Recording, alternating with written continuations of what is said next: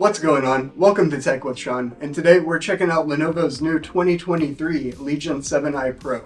Now this video is not sponsored, so if you'd like to subscribe to support the channel, that's greatly appreciated. The first of Lenovo's Legion laptops to get released this year is the flagship 7i Pro, and it does have some downgrades on the chassis compared to last year's Legion 7, but it's priced pretty aggressively compared to other 4080 laptops. This model here was already on sale at Micro Center. It was $2649, and you get the i9-13900HX, a full power RTX 4080, 32 gigabytes of DDR5 5600 memory, and two 1TB SSDs. So that's pretty nice that they're including 32 gigs of the faster DDR 5600 memory, and that you have 2 terabytes of storage right out of the gate. The display on here is pretty nice. It's a 16-inch 16x10 panel, running at 2560 by 1600. It goes up to about 500 nits. It has full sRGB coverage and about 70% of the DCI-P3 gamut. It does have above average contrast for an IPS screen, and it clocks in close to 1300 to 1. A lot of other companies have like 1000 to 1 contrast ratio, so that's, like a 30% improvement, and it's kind of noticeable when you're actually using it. Now the contrast isn't going to be anything like an OLED or anything, but if you put it side by side with most IPS monitors, you would notice that this had a little better contrast. And it's much appreciated because contrast itself is usually a weak point of IPS displays. Anecdotally, this unit here has virtually no backlight bleed. I can't say they're all going to be the same, but it's pretty nice to get an IPS with no bleed. Color-wise, this is pretty similar to the display Lenovo's been using for the Legion 7 and the 5 Pro the last couple of years. Now, some competing displays are going to offer full DCI-P3 coverage, and that's ideal, but I still think this display is plenty colorful, and I think you could do some photo and video editing on here. It's really good if you just want to watch some videos and play games and stuff like that. If you want the punchiest picture though, I would recommend going into the X-Rite Color Assistant app and setting it for the default profile if it's not already on there. The speakers in here are okay. They get louder than most but don't have a lot of bass. They're not as good as the ones in the Strix-Scar, definitely not as good as a MacBook, but I think most people are going to be happy with them for general use. I would say if I was giving them a letter score, I would give it a B.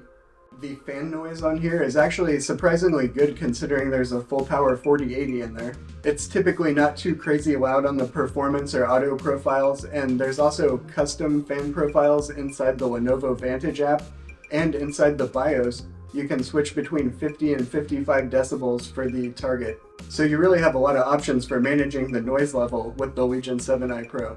The keyboard is great. I think they're following the if it ain't broke, don't fix it philosophy, because it's pretty similar to the keyboard they've been using the last few years. But, it's great to type on. It has per key RGB, at least on the 7i Pro.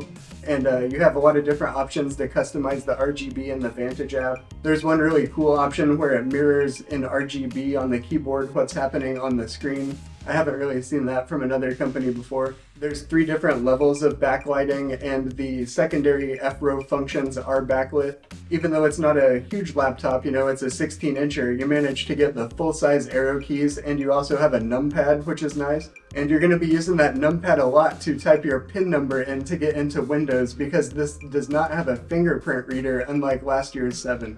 It also has a webcam, but it does not have Windows Hello support. So the biometrics is one area where Lenovo chose to, let's say, keep the costs down this year. The 2022 Legion 7 had a glass trackpad, but this year we have a plastic one more similar to the 5 Pro. It still works fine, but it just doesn't feel as premium as glass. One other downgrade was the removal of the LED lights over the rear I/O. There's also one less total USB-C port, but one more USB-A port this year, so that's kind of a trade-off. I can see why some people would want more USB-C ports, but I personally use more USB-A devices, so if you do use like a dock or anything like that, there is a rear USB-C port with power delivery, so that's nice being able to hook it up in the back. Along with that USB-C port on the back, you also have gigabit LAN, not 2.5 gigabit, 2 USB-As, and the charging port. On the left side, there's a USB-A and a USB-C port, and that's the USB-C with Thunderbolt. And then on the right side, you have a USB-A port, a camera privacy switch, and a combination microphone and headphone jack. So while there have been some steps backwards from last year's model on the chassis, there's other areas where it's made big gains, and mainly in gaming performance. The RTX 4080 delivers a big leap in gaming performance over last gen's chips. The i9 in here is pretty powerful too, and that's able to push that 4080 to full utilization in most scenarios. On the performance mode, with no additional tweaking, it scored 17,840 overall in Time Spy, with a graphics score just over 18,000. With a little tweaking of the custom profile inside the Lenovo Vantage app, our graphics score increased closer to 19,000, and our overall score to 18,329. That's a significant jump over last gen chips. I did run into a few weird stuttering issues in a couple games, like Forza Horizon 5 for instance, where I would get these weird regularly timed frame spikes, and for whatever reason it seems like disabling the in-game overlay in a GeForce Experience seemed to help, so if anyone runs into that, try disabling battery boost and or the in-game overlay, see if that helps. Hopefully this will be picked up in the driver update. For what it's worth, that same thing happened to me in Forza on the Scar 16, so I think it has something to do with the 4080 laptop driver, and hopefully that'll get fixed. Now let's move into some gaming results and benchmarks and see how the 7i Pro handles itself. To start with, I wanted to compare the different performance modes. So we're starting with Shadow of the Tomb Raider, and I'm running the benchmark with everything basically maxed out, ray tracing on, everything turned up, native resolution, no DLSS. On the performance profile, we averaged 100 frames per second. And that's pretty decent for a laptop running this at maxed out ray tracing on, no DLSS. Quick disclaimer, when I was setting up my Afterburner overlay, I typed in 13900H, but this is in fact the 13900HX.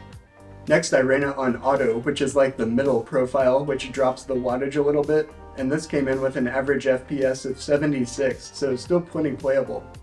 And then finally I had to see what it would do, so I ran it on silent mode, and we came in with an average of 39 frames per second, which is actually better than I thought it would do. That's not 60 frames per second, but that's also maxed out with no DLSS, so if you turned on DLSS or played with some settings, you could definitely play this at 60 frames per second even on silent mode. Next we have a lighter weight, more esportsy kind of game, and this is Strange Brigade, and we ran this on the max settings on Ultra, and we came in with 196 frames per second for the average. Next we got Red Dead Redemption 2, and I ran it here native resolution, no DLSS, and I used the favor quality slider so you can see what the settings were here. Red Dead ran pretty good on here, and the 4080 held up really well at those high settings, coming in with an average frame rate of 91.7.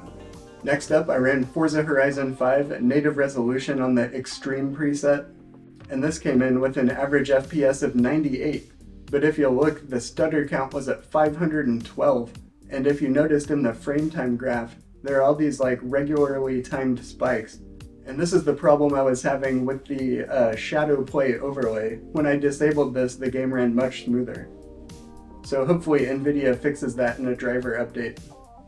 Next up, Cyberpunk 2077, and we're running this at 1600p on Ray Tracing Ultra with DLSS 3 and frame generation turned on. And this came in with an average of 112 frames per second, which is pretty crazy for a laptop. I ran it again with frame generation off and DLSS set to quality, and with that we got an average of 58 frames per second, so that frame generation is making a huge difference in Cyberpunk. I also ran some Hogwarts Legacy on here, and it did pretty good. Running this on the ultra settings with everything like draw distance and the population turned up, I was getting some stuttering in busier areas of the campus and in Hogsmeade. If you wanted to mess with some settings and turn on some DLSS or turn some of the more CPU intensive settings down, you're going to get a much smoother experience. I would also recommend using Rivatuner or something to lock your frame rate, or even set the in-game limiter compared to running it uncapped. It's not a competitive game, and you're just going to have a much smoother experience if you have a more stable frame rate. Overall, it ran pretty good though, and when I was playing it, I turned it down to like high settings and turned on DLSS to quality and used Rivatuner to limit the frame rate, and at that point, it wasn't even really pushing the 4080 too hard, so it was running cool and quiet and it looked good, and it was running at 60 frames per second, so I was pretty happy.